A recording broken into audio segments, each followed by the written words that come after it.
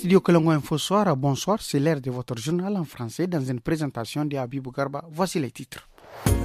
Une attaque armée survenue hier matin vers 9h à Bani Bongo dans la région de Tillabéri a coûté la vie à 34 soldats nigériens. Plus de détails dans un instant.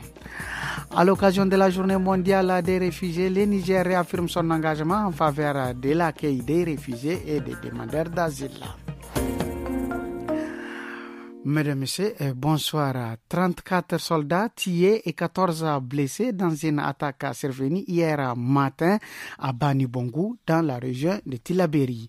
Selon un communiqué du ministère de la Défense, l'assaut a été mené par plusieurs centaines d'hommes armés à bord de 8 véhicules et plus de 200 motos. Le ministère précise que plusieurs dizaines d'assaillants ont été neutralisés lors de la riposte. Des renforts ont été déployés sur place et une opération aéroterrestre de ratissage est en cours pour retrouver les auteurs de l'attaque.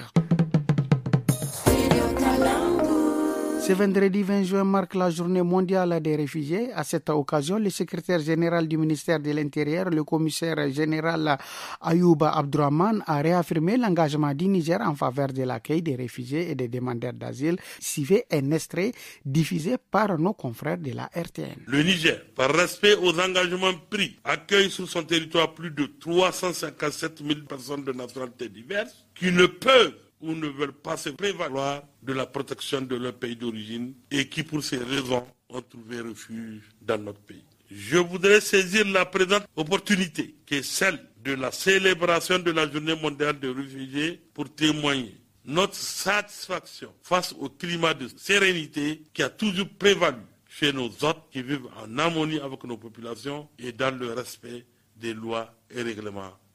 Partons à Agadez où la gendarmerie a démantelé un réseau de trafiquants de drogue avec la saisie de 170 boulettes de cocaïne de plus de 3 kg.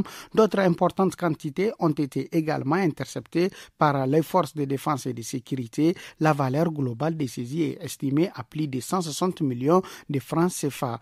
Le procureur de la République près le tribunal de grande instance d'Agadez, Isaka Yakuba, a apporté plus de précisions lors de la présentation du bulletin ce matin, des propos recueillis par Moussa Maman. C'est plusieurs saisies, mais la saisie la plus importante, c'est celle concernant la cocaïne qui a été trouvée avec des Nigérians qui ont quitté leur pays et traversé plusieurs pays avant de descendre à Agadez où ils ont été démantelés par la gendarmerie nationale. Les renseignements reçus par la gendarmerie leur ont fait comprendre que ces individus transportaient la cocaïne dans leur ventre. Donc après interpellation, la gendarmerie a voulu bien, conformément à la loi, mettre les deux individus à la disposition de l'autorité. 170 boulettes de cocaïne pesant 3,105 kg ont été avalées par ces individus pour pouvoir les transporter jusqu'à leur destination. Le Conseil des ministres d'hier jeudi a décidé de la nationalisation de la société des mines de l'Aïra Somaïr, jusque-là détenue à plus de 63%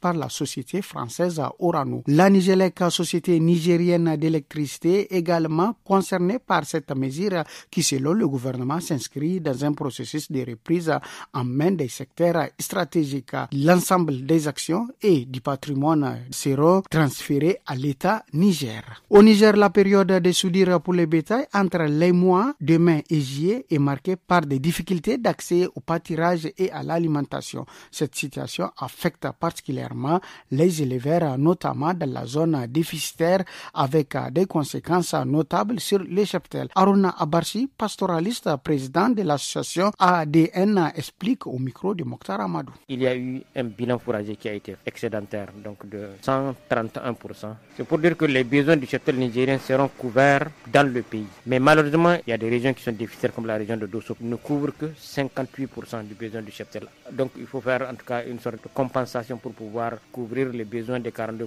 qui restent. Il y a des régions qui sont juste comme la région de Tillabéri, parce que la région de Tillabéri a eu 103%. La région de Tawa, la partie sud, les départements de Malbaza, de Madawa. Les régions de Zender, par exemple, Magaria, Dungas, c'est là où il y a le déficit. Donc c'est vraiment des zones accessibles en termes d'accès en aliments bétail que l'État et ses partenaires peuvent amener. Mesdames et messieurs, c'est tout pour ce soir. Le programme continue sur Studio Kalangu. Au revoir.